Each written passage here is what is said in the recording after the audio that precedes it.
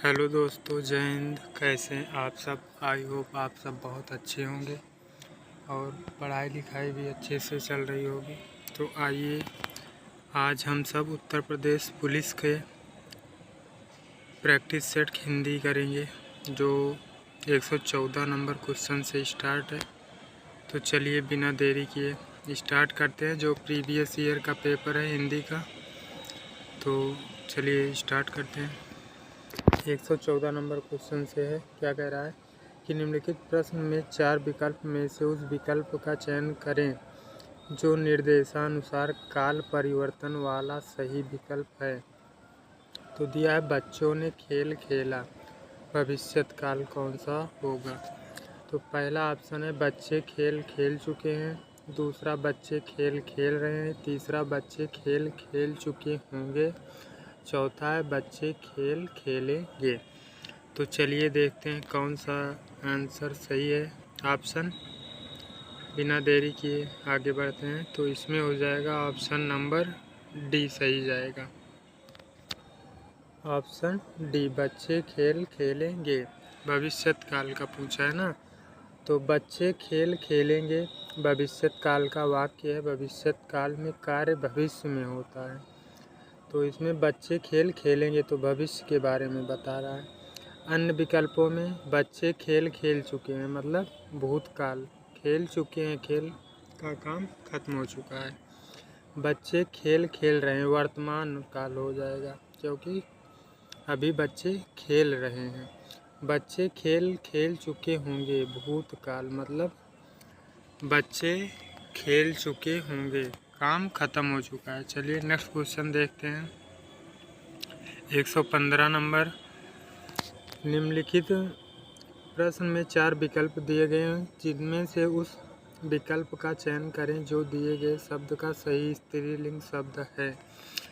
पहला ऑप्शन राजपूतानी, दूसरा राजपूताई, तीसरा राजपूतिन, चौथा राजपूती। तो इसमें से ऑप्शन नंबर ए सही जाएगा। राजपूत का स्त्रीलिंग राजपूतानी होगा। चलिए नेक्स्ट क्वेश्चन देखते हैं। 116 नंबर। 116 नंबर क्वेश्चन में क्या कह रहा है कि निम्नलिखित प्रश्न में 4 विकल्प दिए गए हैं जिसमें से उस विकल्प का चयन करें जो दिए गए शब्द का सही स्त्रीलिंग है। इसके पहले वाले क्वेश्चन में भी स्त्रीलिंग पूछा था और इसमें भी पूछा है। तो पूछ रहा तपस्वी का स्त्रीलिंग क्या होगा। पहला ऑप्शन तपस्विनी, दूसरा तपस्विनी, तीसरा तपस्विन, चौथा तपस्वी। तो ऑप्शन ए सही जाएगा, तपस्विनी, तपस्विनी। चलिए नेक्स्ट क्वेश्चन देखते हैं। 117 नंबर कि नीचे दिए गए विकल्प शब्द का सही बहुवचन रूप वाला विकल्प पहचानिए। बहुवचन ढूंढना है तलवार का। पहला ऑप्शन है तलवारें, दूसरा तलवारों, तीसरा तलवार, चौथा तलवारें। तो तलवार का बहुवचन तलवारें होगा। ऑप्शन नंबर ए सही जाएगा। चलिए नेक्स्ट क्वेश्चन देखते हैं। 118 नंबर। ह्रस्व व दीर्घ इनमें से किसके प्रकार हैं? ह्रस्व या दीर्घ स्वर के प्रकार हैं, व्यंजन के हैं, वर्णमाला के हैं या संयुक्त व्यंजन के? तो इसमें से ऑप्शन नंबर ए सही जाएगा। ह्रस्व या दीर्घ किसके प्रकार हैं? स्वर के प्रकार हैं, ह्रस्व स्वर और दीर्घ स्वर। आप सब सुने भी होंगे। चलिए नेक्स्ट क्वेश्चन देखते हैं। नेक्स्ट क्वेश्चन है, इसका एनालिसिस देख लेते हैं पहले तब। कह रहा उच्चारण के समय के आधार पर स्वर 2 प्रकार के होते हैं। पहला ह्रस्व स्वर छोटे अक्षर जो होते हैं और दीर्घ स्वर जो बड़े होते हैं, जैसे छोटा आ, छोटी ई, उ, री ह्रस्व स्वर हैं। पूछता भी है एग्जाम में कि 4 ऑप्शन दे देगा, पूछेगा इसमें से कौन सा ह्रस्व स्वर है, जैसे इसमें से एक उठा के दे देगा चारों में से और 3 अलग से दे देगा दीर्घ स्वर में से।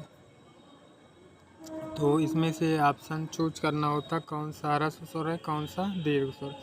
तो चलिए देखते हैं। आ, ई, उ, री ह्रस्व स्वर हैं तथा बड़ा आ, बड़ी ई, बड़ा ऊ, ए, ऐ, ओ और दीर्घ स्वर हैं। अन्य विकल्पों में व्यंजन वे ध्वनियाँ होती हैं जो स्वर की सहायता से बोले जाते हैं। व्यंजन किसे कहते हैं? जो स्वर की सहायता से बोले जाते हैं। वर्णमाला के अंतर्गत सभी स्वर व व्यंजन आते हैं। वर्णमाला में स्वर और व्यंजन दोनों आते हैं। संयुक्त व्यंजन जो होता है दो व्यंजनों के संयोग से बनते हैं। कैसे बनते हैं संयुक्त व्यंजन? दो व्यंजनों के संयोग से बनते हैं।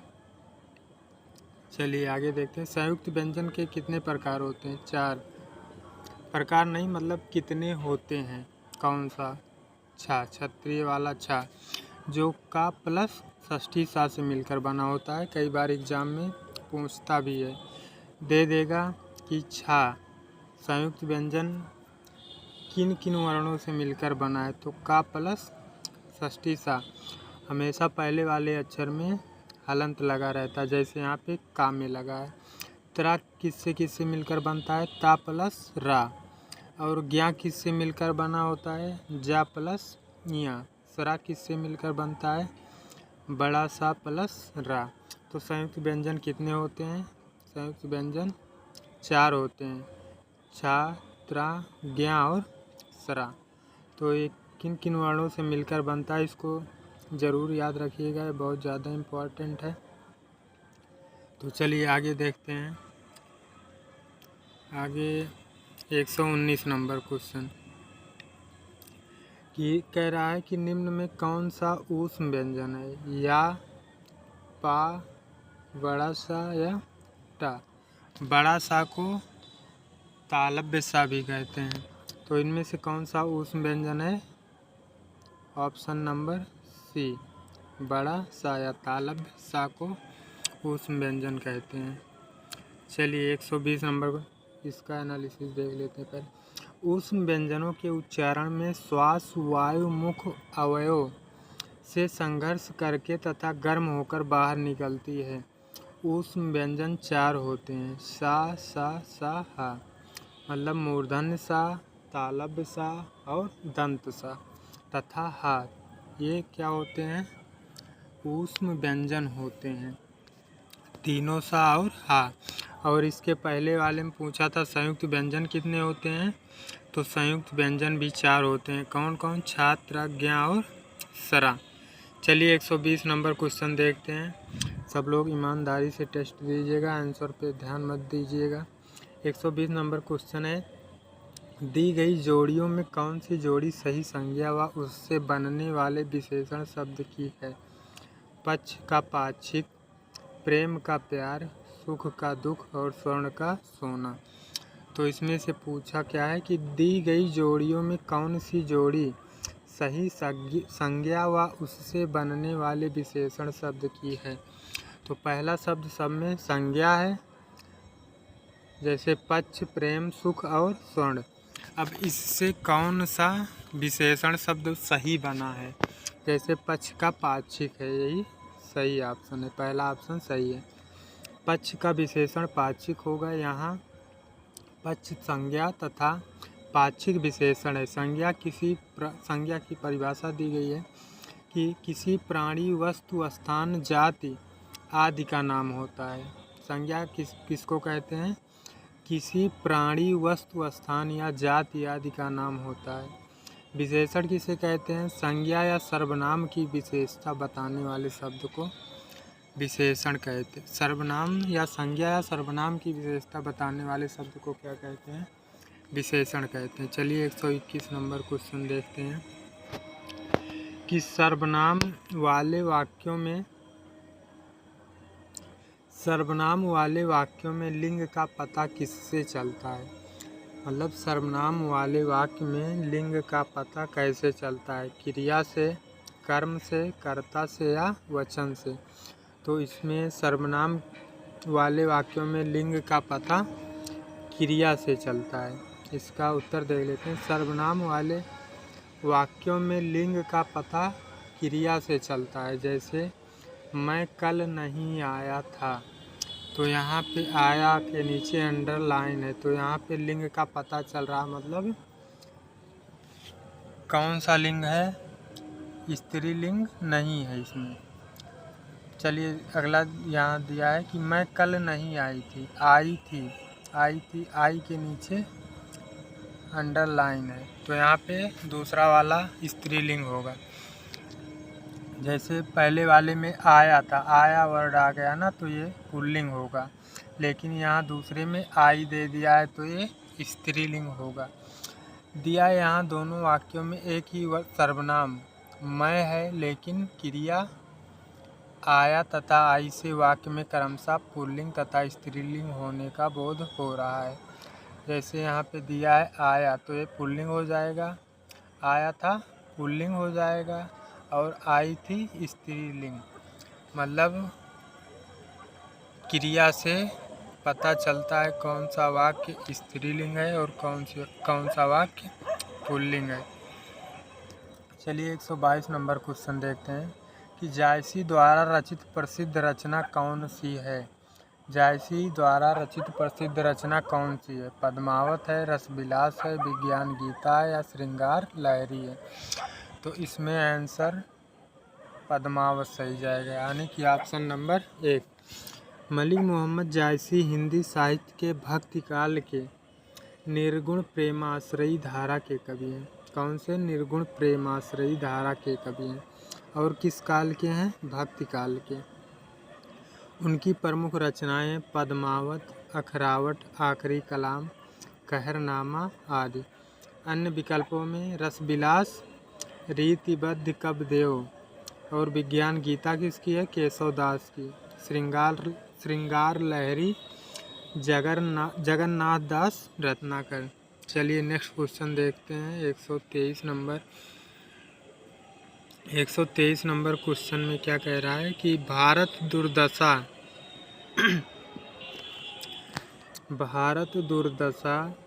किस प्रसिद्ध लेखक द्वारा रचित उपन्यास है? पहला ऑप्शन है वृंदावन लाल शर्मा, देवकी नंदन खत्री, अयोध्या सिंह, या भारतेंदु हरिश्चंद्र। तो इसमें ऑप्शन नंबर डी सही जाएगा। भारत दुर्दशा किसकी रचना है, उपन्यास है? भारतेंदु हरिश्चंद्र। देखते हैं भारतेंदु हरिश्चंद्र भारतेंदु युग के संस्थापक थे। एग्ज़ाम में पूछा जाता है कि भारतेंदु युग के संस्थापक कौन थे? तो भारतेंदु हरिश्चंद्र। उन्हें आधुनिक हिंदी साहित्य का जनक कहा जाता है। ये इम्पोर्टेंट लाइन है। आधुनिक हिंदी साहित्य का जनक किसे कहा जाता है? तो भारतेंदु हरिश्चंद्र। भारतेंदु हरिश्चंद्र की प्रमुख रचनाएं हैं भारत दुर्दशा, अंधेर नगरी, श्री चंद्रावली, सत्य हरिश्चंद्र आदि। अन्य विकल्पों में वृंदावन लाल वर्मा हिंदी नाटककार तथा उपन्यासकार थे। अगला गढ़ कुंडार, लगन, संगम, दबे पांव आदि उनकी प्रमुख रचनाएं हैं। किसकी? वृंदावन लाल वर्मा। देवकी नंदन खत्री हिंदी के प्रथम तिलिस्मिक लेखक थे। चलिए आगे देखते हैं।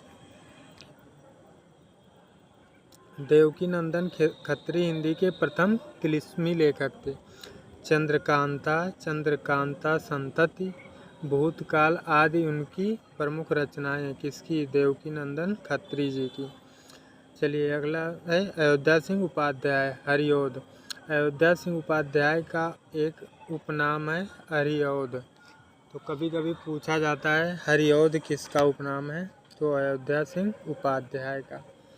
हिंदी के प्रसिद्ध कवि थे। कौन? हरिऔध। प्रिय प्रवास, चौखे चौपदे, चुभते चौपदे आदि उनकी प्रमुख रचनाएं हैं। किसकी? अयोध्या सिंह उपाध्याय की।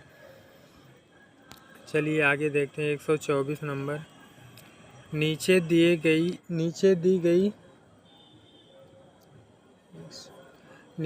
गई रचनाएं किस कवि की हैं? चिदम्बरा, उत्तरा और बूढ़ा चांद पल्लव। तो किसकी है? सुमित्रा नंदन पंत, अज्ञेय, केदारनाथ सिंह, या सुभद्रा कुमारी चौहान। तो इसमें सही आंसर हो जाएगा सुमित्रा नंदन पंत की है। चलिए उत्तर देखें। सुमित्रा नंदन पंत हिंदी साहित्य में छायावादी युग के 4 प्रमुख स्तंभों में से एक है। चिदम्बरा, उत्तरा, कला और बूढ़ा चांद, पल्लव आदि उनकी प्रमुख रचनाएं हैं। सुमित्रानंदन पंत की जितनी भी रचनाएं हैं बहुत इम्पोर्टेंट है, जैसे चिदम्बरा, उत्तरा, कला और बूढ़ा चांद, पल्लव। ये कला और बूढ़ा चांद और चिदम्बरा तो कई बार एग्जाम में पूछे जा चुके हैं। चलिए आगे देखते हैं कि अन्य विकल्पों में आज्ञेय हिंदी साहित्य के प्रमुख कवि, शैलीकार, कथाकार थे। आज्ञेय की प्रमुख रचनाएं हैं भग्नदूत, इत्तलम, हरी घास पर क्षण भर, बावरा अहेरी, कितने नाव में कितनी बार। ये सब कितनी नाव में कितनी बार, ये बहुत इम्पोर्टेंट है, बहुत बार एग्जाम में आ भी चुका है। तो चलिए आगे देखते हैं कि केदारनाथ सिंह हिंदी के प्रसिद्ध कवि व साहित्यकार थे। जमीन पक रही है, यहाँ से देखो, बाघ आदि इनकी प्रसिद्ध रचनाएं हैं। चलिए नेक्स्ट क्वेश्चन देखते हैं। सुभद्रा कुमारी चौहान।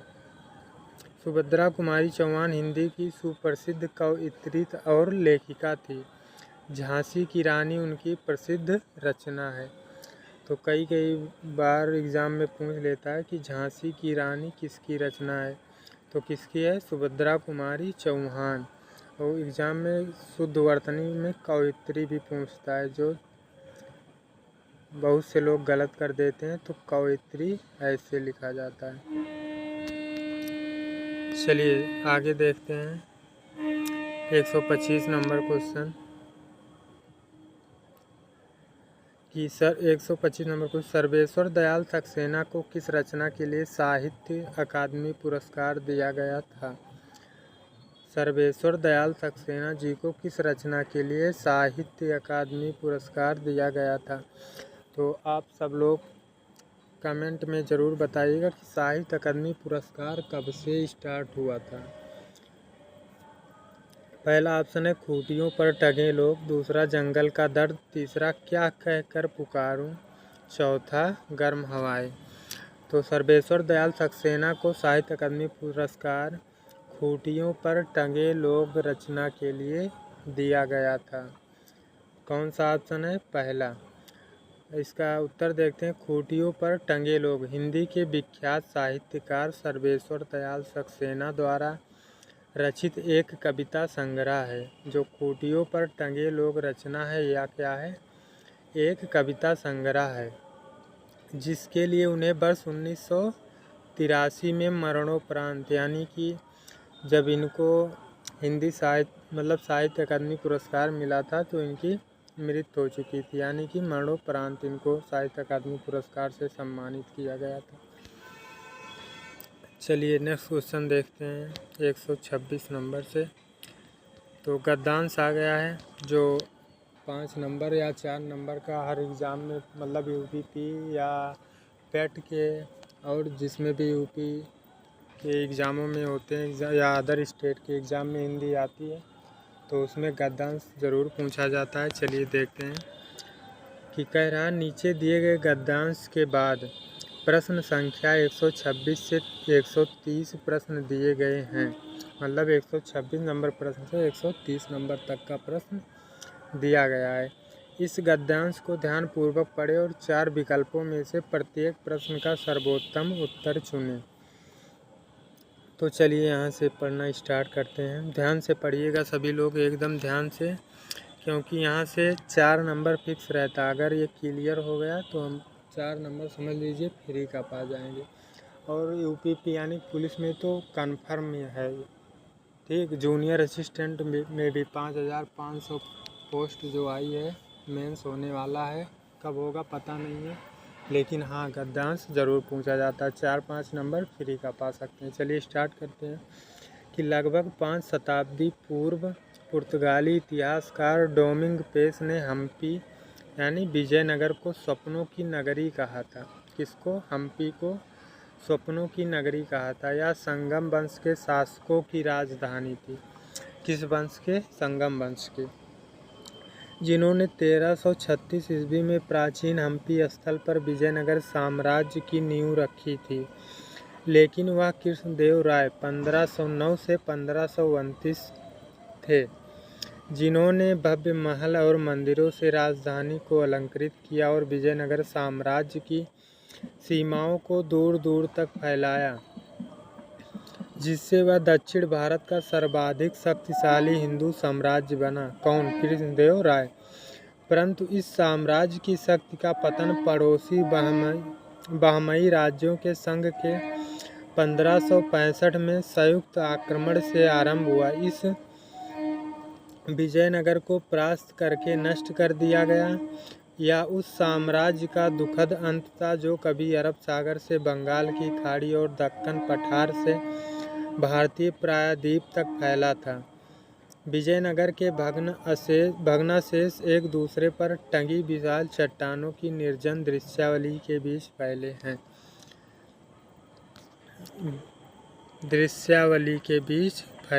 हैं। चलिए आगे पढ़ते हैं। दक्षिण भारत के राजनीतिक परिदृश्य में अपने उदय से पूर्व हम्पी कई शताब्दियों से एक प्रख्यात पावन स्थल था। रामायण में जैसा वर्णित है, यह बाली शासित क्षेत्र किष्किंधा का एक भाग था। बाली शासित क्षेत्र किष्किंधा का एक भाग था। इस स्थान में बाली और सुग्रीव, हनुमान, राम, सीता, लक्ष्मण से जुड़ी अनेक घटनाएं घटी थी। तुंगभद्रा नदी के पार स्थित वर्तमान एनिगोंडी दुर्ग इस वानर साम्राज्य का प्रमुख केंद्र था। हम्पी के चट्टानी पर्वत जैसे हेमकूट पर्वत, मातंग पर्वत और माल्यावंत पर्वत का उल्लेख रामायण में मिलता है। तुंगभद्रा का प्राचीन नाम और पार्वती का नाम पंपा है। तुंगभद्रा का प्राचीन नाम और पार्वती का नाम पंपा है, जिसने विरूपाक्ष रूपी शिव से विवाह किया था। इसी नाम पर इस नगरी का नाम पड़ा था। चलिए पहला क्वेश्चन देखते हैं। 126 से 130 तक देखना है। कह रहा कि किष्किंधा का भाग किसके शासनकाल का हिस्सा था? तो अभी आगे देखे थे, बाली का हिस्सा था। रामायण के अनुसार किष्किंधा में वानर सम्राट बाली का राज्य था। वर्तमान हम्पी प्राचीन किष्किंधा क्षेत्र है। चलिए आगे देखते हैं। 127 नंबर क्वेश्चन। किसने हम्पी को सपनों की नगरी कहा था? तो ब्रिटिश इतिहासकार डोमिंग पेस, पुर्तगाली इतिहासकार डोमिंग पेस, विजयनगर साम्राज्य के शासकों ने या पौराणिक पात्रों ने? तो चलिए बताइए कौन सा ऑप्शन सही है। आगे ऊपर दिया था अभी कि किसने कहा था? ब्रिटिश इतिहासकार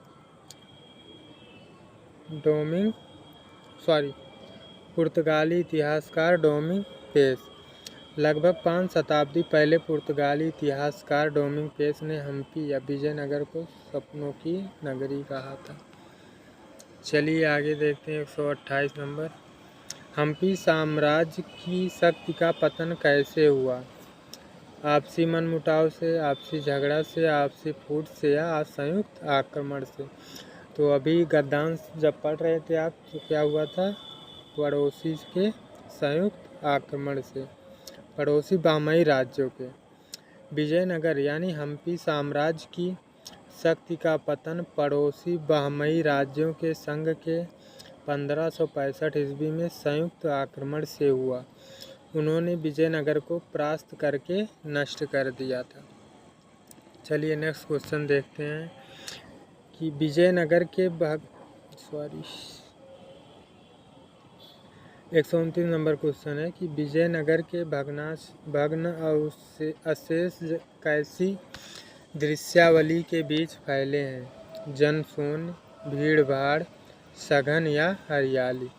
तो इसमें से पहला ऑप्शन सही जाएगा, जनशून्य। विजयनगर के भग्नावशेष एक दूसरे पर टंगी विशाल चट्टानों की निर्जन यानी जनशून्य दृश्यावली के बीच फैले हैं। चलिए 130 नंबर क्वेश्चन देखते हैं। 130 नंबर क्वेश्चन क्या कह रहा है कि विरूपाक्ष का समानार्थी शब्द पहचानिए। पहला ऑप्शन है विलक्षण नेत्रों वाला, दूसरा निर्जन, तीसरा गुस्सैल स्वभाव वाला या चौथा शक्तिशाली। तो 130 नंबर क्वेश्चन में ऑप्शन नंबर ए सही जाएगा, विलक्षण नेत्रों वाला। क्या है चलिए इसका देखते हैं एनालिसिस कि विरूपाक्ष का समानार्थी विलक्षण नेत्रों वाला शिव है। शिव है। समान अर्थ वाले शब्द समानार्थी या पर्यायवाची शब्द कहलाते हैं। अन्य विकल्पों में निर्जन का एकांत, गुस्सैल स्वभाव वाला क्रोधी, शक्तिशाली मतलब मजबूत। चलिए 121 नंबर क्वेश्चन देखते हैं। कह रहा कि निम्नलिखित प्रश्न में 4 विकल्पों में से उस विकल्प का चयन करें जो दिए गए पद के उचित अलंकार रूप का सबसे अच्छा विकल्प है। तो इसमें दिया काली घटा का घमंड घटा। काली घटा का घमंड घटा में कौन सा अलंकार है? यमक अलंकार, अतिशयोक्त अलंकार, उत्प्रेक्षा अलंकार या उपमा अलंकार। तो 131 का ऑप्शन नंबर ए सही जाएगा, यमक अलंकार। काली घटा का घमंड घटा, इसमें हो जाएगा यमक अलंकार। दिया है काली घटा का घमंड घटा में यमक अलंकार है क्योंकि घटा शब्द 2 बार आया। पहले घटा का अर्थ काले बादल तथा दूसरे घटा का अर्थ कम होना है। अन्य विकल्पों में जब किसी वस्तु, व्यक्ति आदि का वर्णन बहुत बढ़ा चढ़ा कर दिया जाए तब वहाँ अतिशयोक्त अलंकार होता है। जैसे है हनुमान की पूँछ में लग न पाई आग, लंका सगरी जल गई गए निशाचर भाग। तो यहाँ बढ़ा चढ़ा कर कह रहा कि हनुमान की पूँछ में लग न पाई आग, यानी हनुमान जी के पूँछ में आग नहीं लग पाई थी और लंका सगरी जल गए निशाचर भाग। हनुमान जी की पूँछ में आग लग नहीं पाई और लंका सगरी जल गई, यानी पूरी लंका जल गई और निशाचर माने भूत प्रेत राक्षस सब क्या हुए, भाग गए। और देखते हैं आगे, जहाँ उपमेय में उपमान की संभावना की जाती है वहाँ उत्प्रेक्षा अलंकार होता है। जैसे चित्रकूट जनु अचल अहेरी। कह रहा है जहाँ उपमेय में उपमान की संभावना की जाती है वहाँ उत्प्रेक्षा अलंकार होता है। जैसे चित्रकूट जनु अचल अहेरी, जहाँ 2 वस्तुओं के गुण, आकृति, स्वभाव आदि में समानता या तुलना दिखाई जाए वहाँ उपमा अलंकार होता है। जैसे हरिपद कोमल कमल। हरिपद मतलब भगवान का पैर, कोमल कमल जैसे कमल के समान कोमल है। 132 नंबर क्वेश्चन देखते हैं कि 132 में है, निम्नलिखित प्रश्न में 4 विकल्पों में से उस विकल्प का चयन करें जो रेखांकित शब्द के लिए शब्द के सही अव्यय के भेद हो। जैसे दरवाजे के बाहर कोई खड़ा है, तो के बाहर अंडरलाइन है, रेखांकित शब्द है। तो इसमें से अव्यय का कौन सा भेद है? समुच्चय बोधक अव्यय, विस्मयादि बोधक अव्यय, संबंध बोधक अव्यय या निपात। तो इसमें कौन सा ऑप्शन सही जाएगा? सी ऑप्शन, संबंध बोधक अव्यय। वह अव्यय शब्द जो संज्ञा के बाद आने पर दूसरे शब्दों से उसका संबंध बताते हैं उन्हें संबंध बोधक अव्यय कहते हैं। जैसे के बाहर, के अनुसार, के पीछे सहित आदि। अतः दरवाजे के बाहर कोई खड़ा है, के बाहर यहाँ पे आया है ना, जैसे कह रहा है के बाहर पे अंडरलाइन है ना, वैसे जैसे के बाहर, के अनुसार, के पीछे सहित आदि। अतः दरवाजे के बाहर कोई खड़ा है, के बाहर वाक्य में संबोधक अव्यय के बाहर है। अन्य विकल्पों में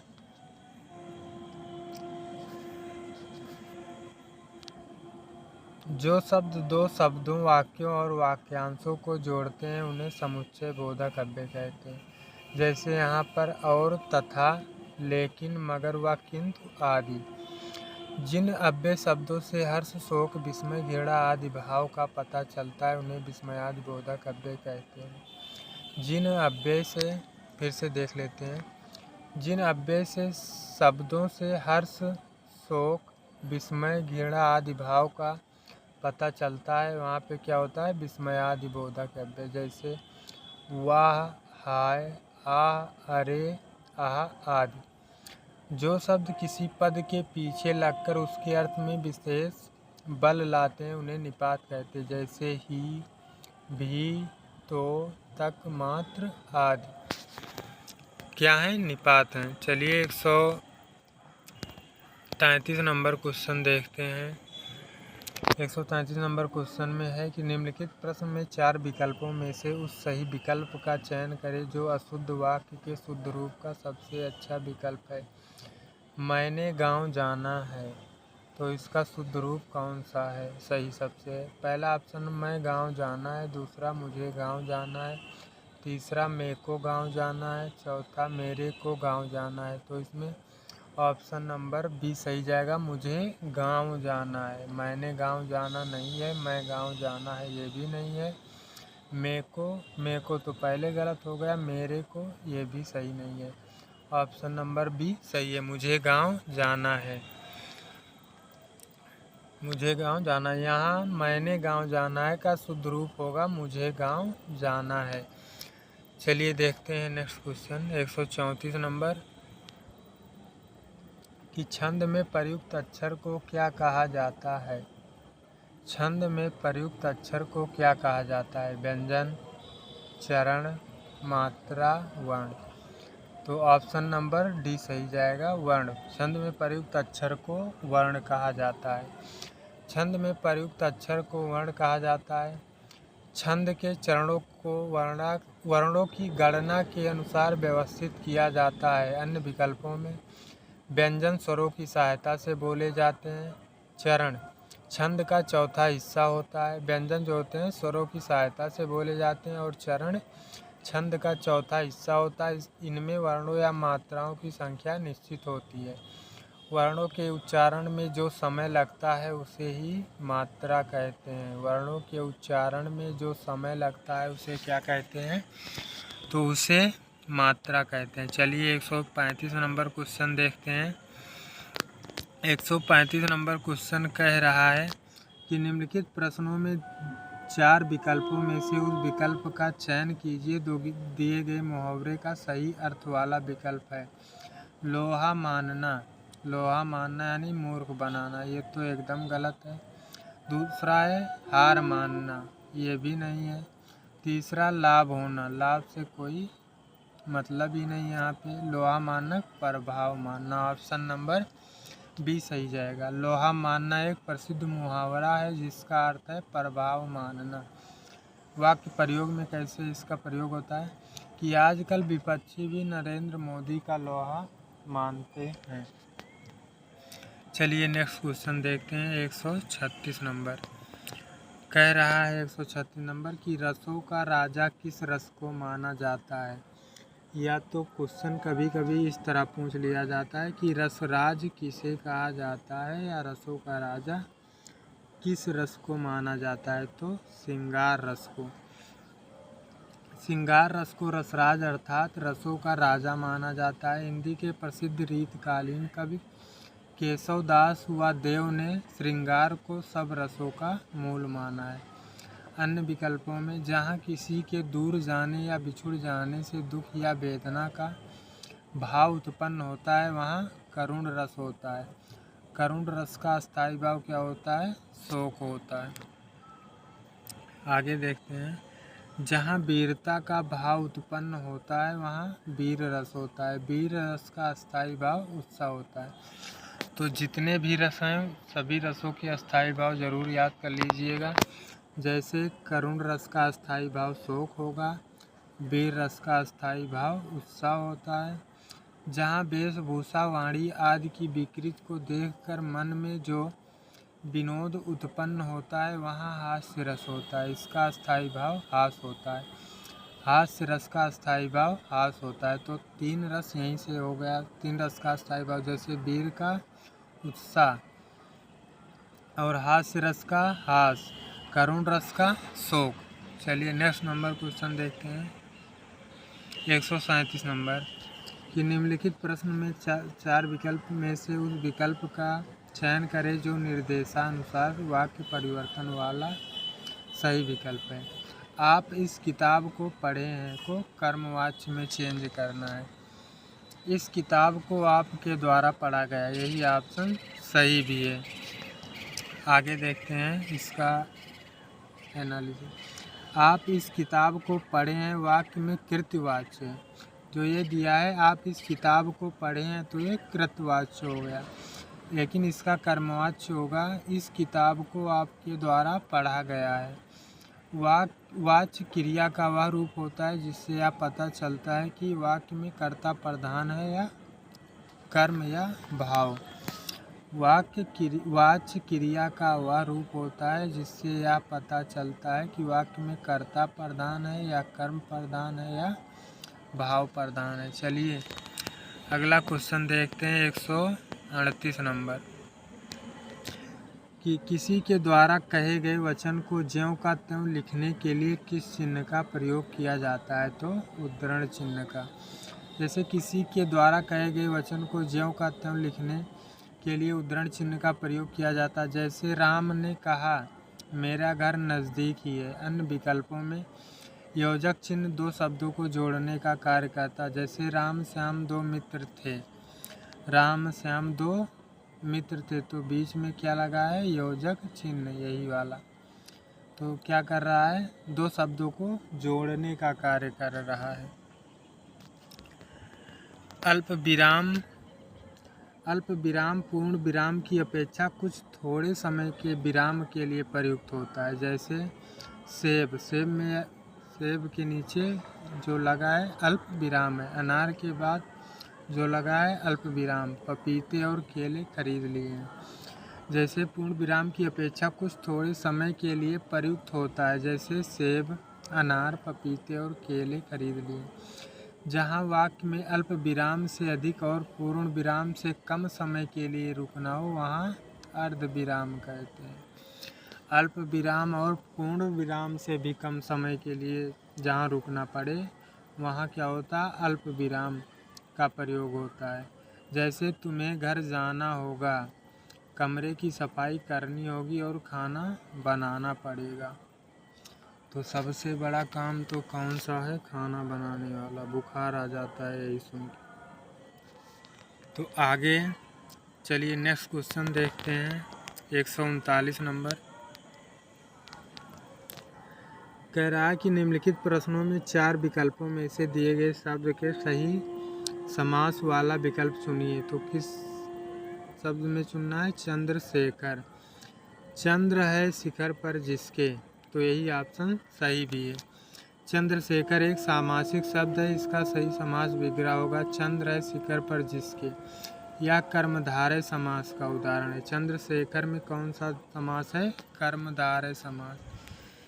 चलिए 140 नंबर क्वेश्चन देखते हैं कि निम्नलिखित प्रश्न में थोड़ा क्लियर कम दिख रहा है लेकिन तब भी दिख रहा है, तो नहीं दिखेगा तो बोल रहे हैं, हम क्वेश्चन पढ़ रहे हैं कि निम्नलिखित प्रश्न में 4 विकल्प दिए गए हैं जिसमें से उस विकल्प का चयन करें जो शब्द वाक्य का सबसे अच्छा एक शब्द विकल्प है।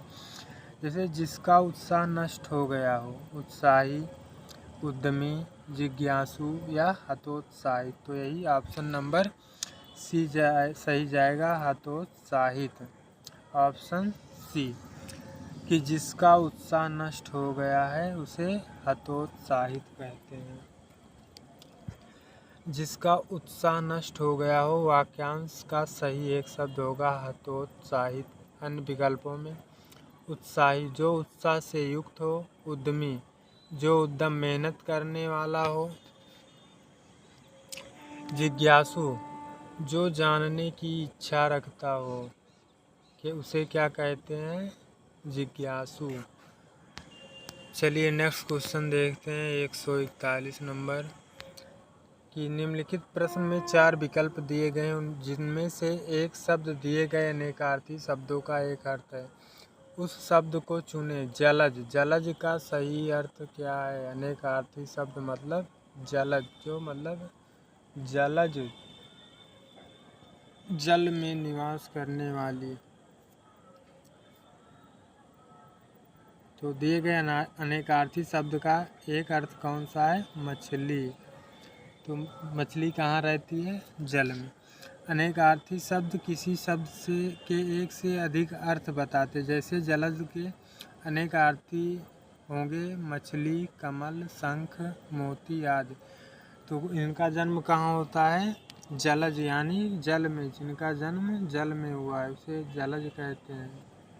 और उसके अनेकार्थी शब्द का अर्थ भी होता है, मछली भी होता है, कमल भी होता है, शंख और मोती भी होता है। इन सबका जन्म कहाँ होता है?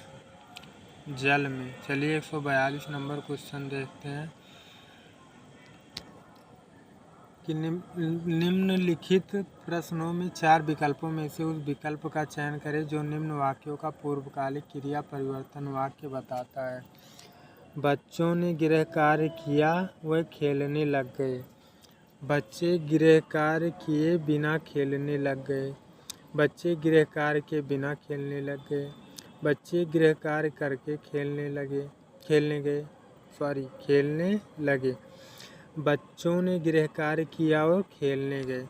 तो इसमें से ऑप्शन नंबर सी सही जाएगा कि बच्चे गृह कार्य करके खेलने लगे।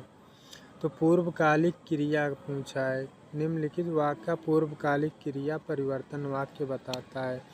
तो ऑप्शन नंबर सी सही जाएगा, बच्चे गृह कार्य करके खेलने लगे। तो पूर्वकालिक क्रिया में एक क्रिया की समाप्ति के तुरंत बाद दूसरी क्रिया का आरंभ हो जाता है। क्या होता है? पूर्वकालिक क्रिया होती है वो। एक कार्य की समाप्ति के तुरंत बाद, मतलब पहली क्रिया खत्म हो और दूसरी क्रिया स्टार्ट हो जाए, तो वहाँ कौन सी क्रिया होती है? पूर्वकालिक क्रिया। ऐसे अतः बच्चों ने गृह कार्य किया, वह खेलने लग गए। 2 अलग अलग वाक्य है, इन्हें पूर्वकालिक क्रिया का प्रयोग करके इस प्रकार बनाया जा सकता है। जैसे बच्चे गृह कार्य करके खेलने लगे, तो इसमें 2 वाक्य जोड़ के एक वाक्य बना दिया गया है। 143 नंबर क्वेश्चन देखते हैं क्या कह रहा है इसमें कि निम्नलिखित प्रश्न में 4 विकल्पों में से रेखांकित पद के उचित कारक को पहचानिए। हे प्रभु रक्षा कीजिए। तो इसमें संबोधन कारक है, अधिकरण कारक है, संबंध कारक है या कर्म कारक। तो इसमें क्या हो रहा है? संबोधन हो रहा है। जैसे हे प्रभु, जैसे कहीं बहुत देर तक उच्चारण करते हैं हे प्रभु, तो देर तक हो रहा ना, संबोधन हो रहा है यहाँ पे। हे प्रभु रक्षा कीजिए, तो पहला ऑप्शन सही जाएगा।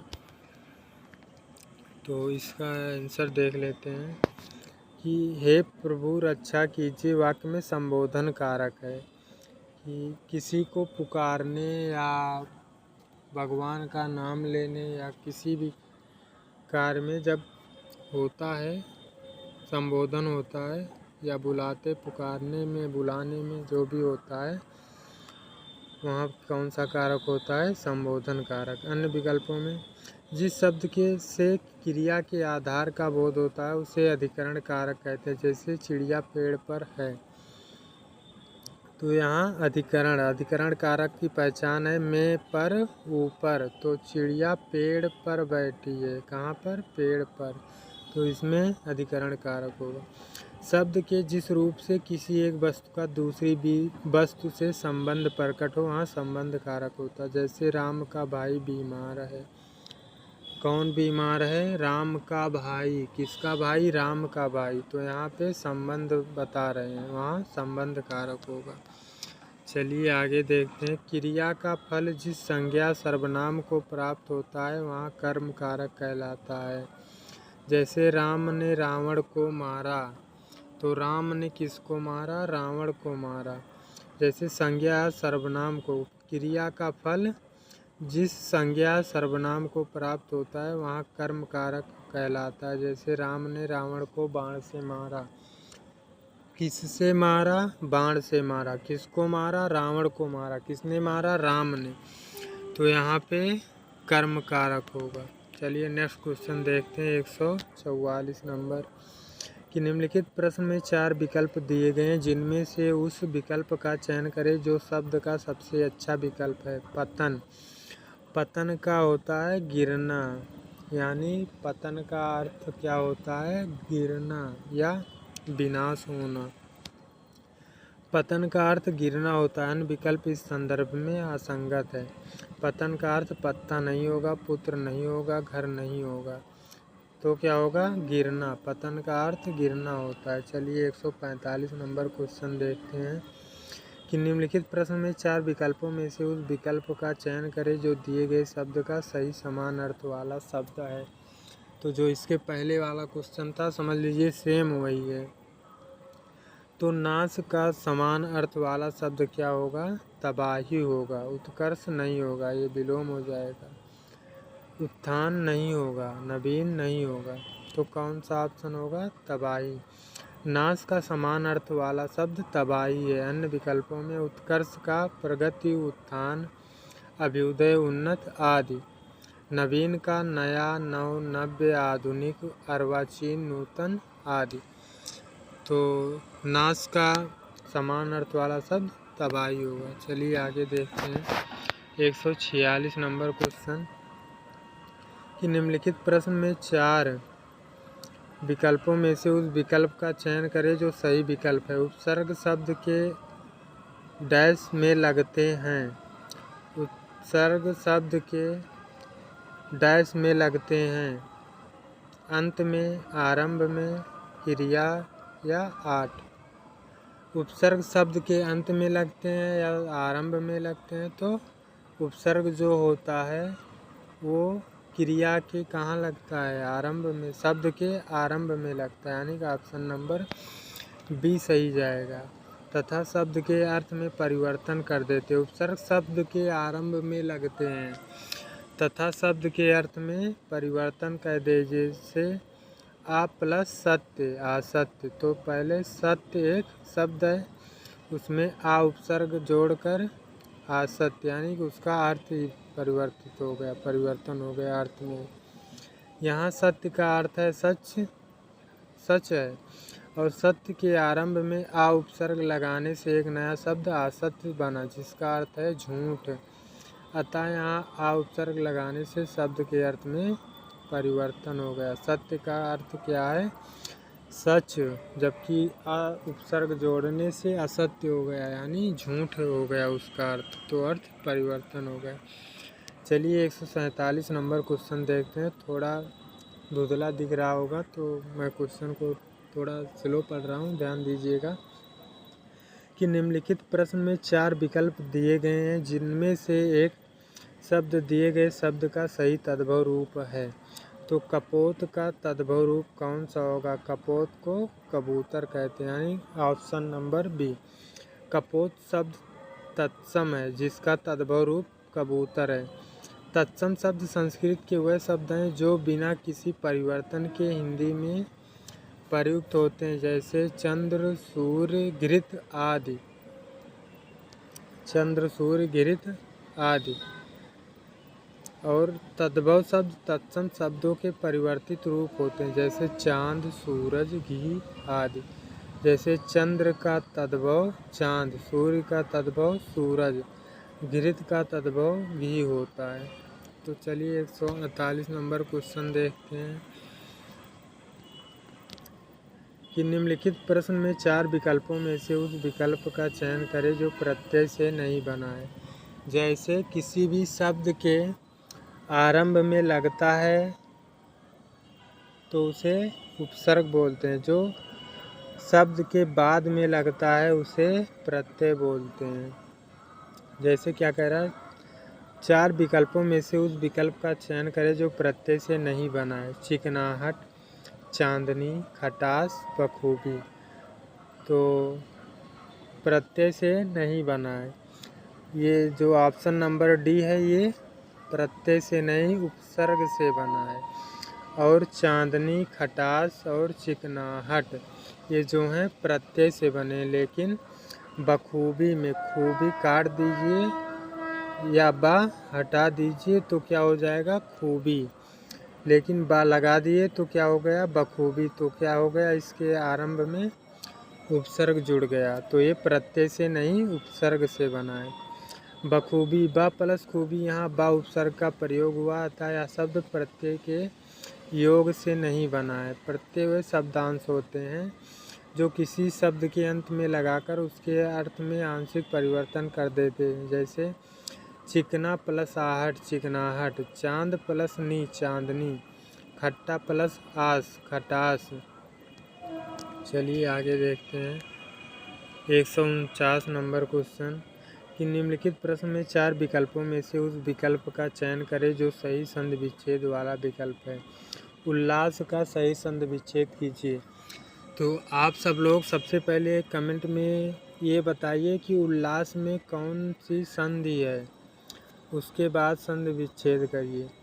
तो चलिए हम संधि विच्छेद देखते हैं, लेकिन इसमें उल्लास में कौन सी संधि है ये आप सब लोग कमेंट सेक्शन में कमेंट करके बताइए। पहला ऑप्शन उत प्लस लास, दूसरा उल प्लस लास, तीसरा उल प्लस आस, चौथा उल प्लस आलास। तो 149 नंबर क्वेश्चन का ऑप्शन नंबर ए सही जाएगा, उत प्लस लास। उत प्लस लास उल्लास सही संधि विच्छेद है। व्यंजन संधि के अनुसार यदि ता तथा दा के बाद ला हो तो ता या दा ला में परिवर्तित हो जाता है, अन्य विकल्प असंगत है। कह रहा है कि व्यंजन संधि के अनुसार यदि ता या दा के बाद, ये लास्ट में इस शब्द के लास्ट में ता है ना, तो ता या दा के बाद ला हो तो ता के बाद ला है, तो ता या दा ला में परिवर्तित हो जाता है। इसको संधि विच्छेद किए तो उत प्लस लास आ गया, लेकिन सही शब्द उल्लास है। चलिए आगे देखते हैं 150 नंबर क्वेश्चन कि निम्नलिखित प्रश्न में 4 विकल्पों में से दिए गए शब्द के विपरीत अर्थ वाला विकल्प चुनिए। संयोग, विपरीत अर्थ यानी कि विलोम पूछा है। 150 नंबर क्वेश्चन में विलोम पूछा है। किसका विलोम? संयोग का विलोम क्या होगा? वियोग होगा। ये कई एग्जाम में कई बार पूछा जा चुका है और यूपीपी में भी पूछा गया है। ये प्रीवियस ईयर क्वेश्चन पेपर है जो हम सब सॉल्व कर रहे हैं, तो इसको हल्के में मत लीजिएगा, तन मन धन से एकदम ध्यान से कहीं नोट कर लीजिएगा। संयोग का विलोम क्या होगा? वियोग। आने वाले एग्जाम में भी पूछ सकता है। संयोग का विलोम अर्थात विपरीत अर्थ वाला शब्द वियोग होगा।